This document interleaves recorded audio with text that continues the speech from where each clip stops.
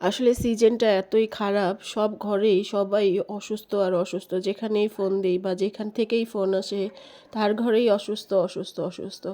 আমি আজকে 2-3 দিন যাবৎ খুবই অসুস্থ, ভয়েস দিতে খুব কষ্ট হয়, তারপরও কি আর করার, ফেসবুকের গাইডলাইন মেনে তো কাজ করতেই হবে। এই জন্য ভিডিওটা ছাড়লাম।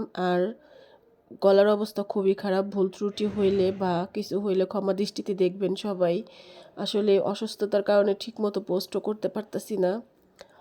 আর হচ্ছে সকালের নাস্তা তো বানাতেই হবে, কারণ ছোট বাচ্চা আছে, ছোট বাচ্চাদের তো না খেয়ে রাখা যাবে না। বড়রা তাও পারে, কিন্তু ছোটরা তো থাকতে পারবে না। এই জন্য সকাল সকাল উঠেই নাস্তাটা বানাতে চলে আসলাম। বেবিটার স্কুলও আছে, নিয়ে যেতে হবে। সব মিলিয়ে ঝিলিয়ে আর কি খুবই খারাপ সিচুয়েশনে আছি এখন।